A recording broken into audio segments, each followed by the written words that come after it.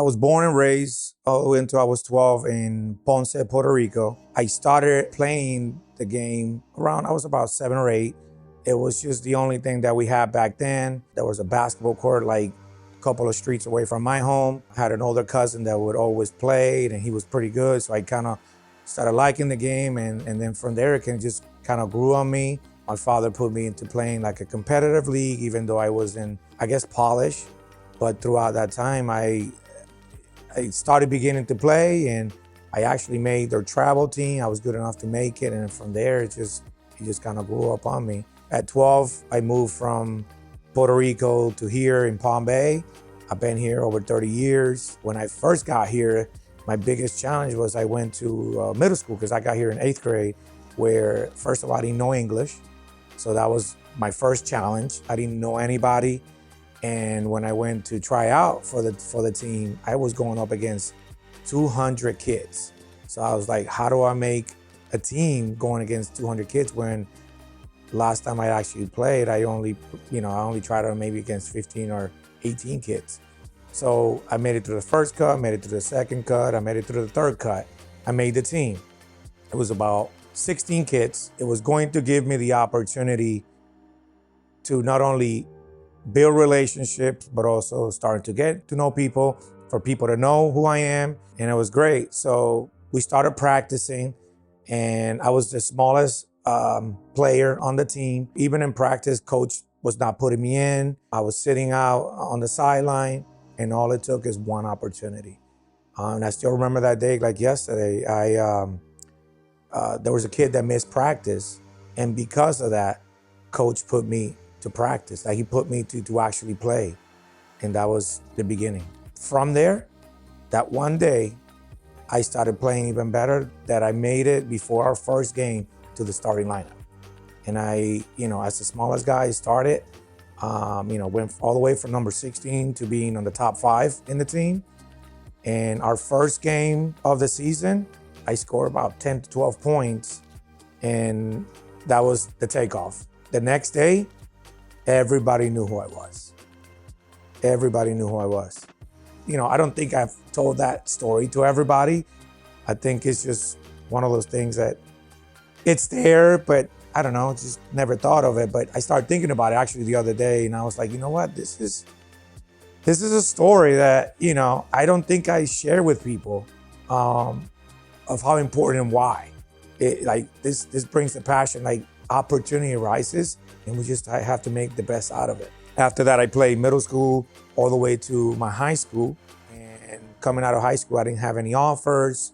It was a little bit different for me to get, any college basketball offers.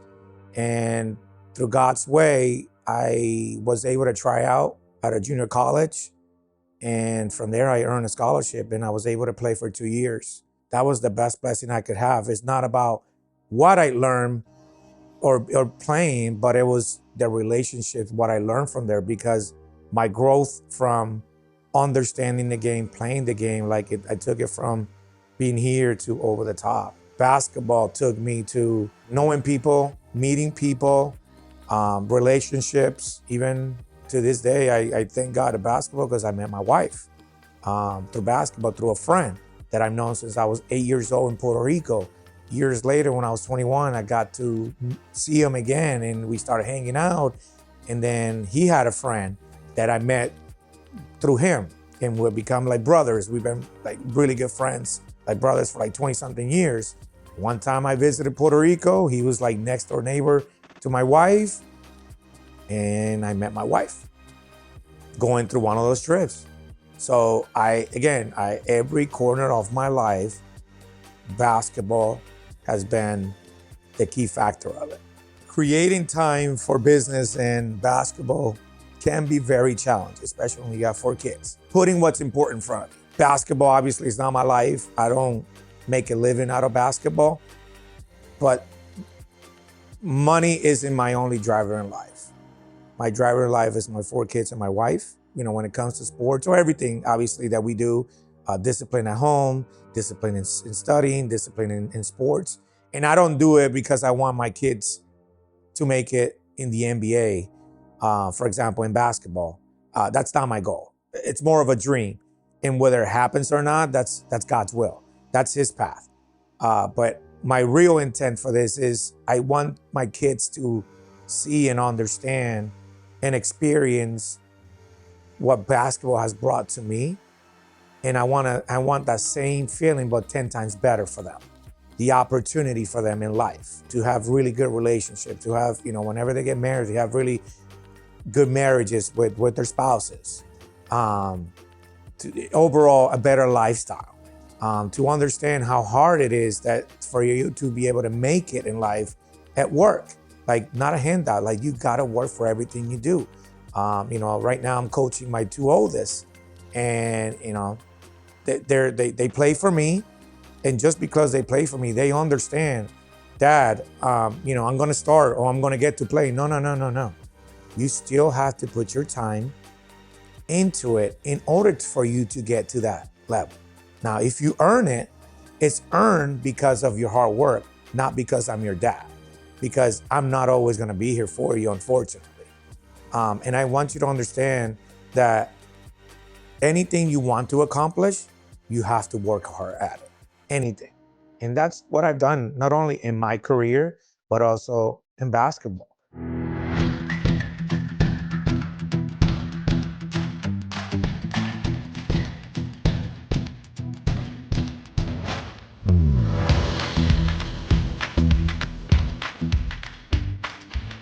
First game today for our middle school season.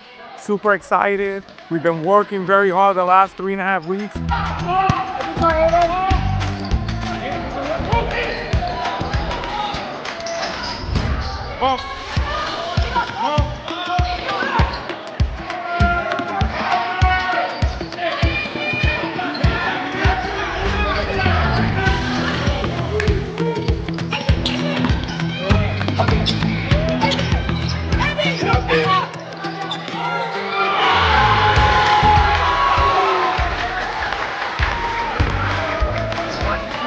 One, two, defense on three. 1, 2, 3. Hard ball.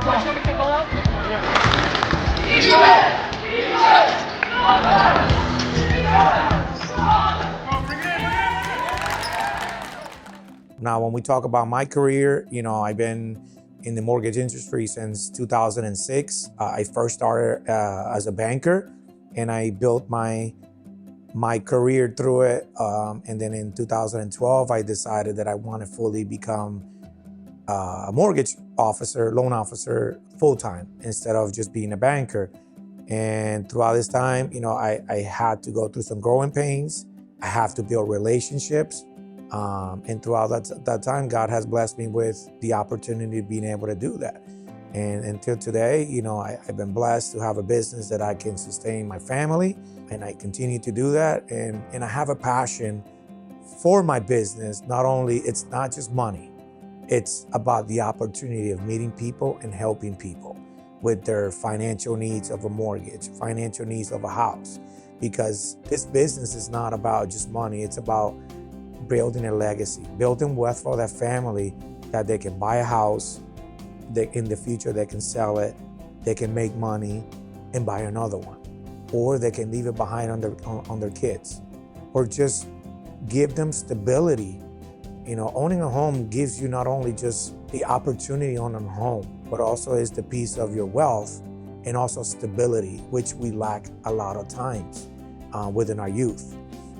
So that's my passion all the time. I've always put my clients before I put myself to it, because at the end of the day, if I don't, and I'm selfish about it, and I just think about the money I can make for one person or being transactional, my business will not grow. I'm licensed in 2 states, actually, Florida and Georgia. I really haven't done anything in Georgia, but my main focus today is Brevard County, Indian River County, Orange County, which is the surroundings of where I live. Any realtors that are looking for partnerships, buyers looking to purchase a home in the state of Florida, whether they're here already living or coming from another state, I'll be more than happy if they contact me. I'll be more than happy and blessed to be able to help them with their mortgage needs. Investing into our youth is my call from God. That's the best way to really explain that. And when I say that is because it's not just about the passion of basketball. You know, when I coach the kids, I tell them, and every single time, it's not about just putting the ball through the hoop. It's about the relationships you make today that are going to be impactful for you later. For me, that investment in them, it helps them build character, it helps them build confidence, it helps them build their skill level, to give them an opportunity that hopefully they can do, you know, they can play pros, they can play college, they can play high school, whatever it is. That's the investment with my knowledge that I've learned. And I learn every day, and I tell them, listen, I'm not your perfect coach. I don't know it all, but I promise you that whatever I do learn, I'm gonna pass it on to you for your benefit. I invest a lot of time, and it's because the passion, I love it, I enjoy it. I enjoy being on the side. I enjoy, you know, teaching them. One of my first lines that I tell parents when I do my meeting with them is, you know, I'm not here for a college coaching job. I'm here for your child. I'm here to help, develop, and build. And when you put it into that perspective, I think people respect that, and they understand that you're not there for yourself, you're there for them.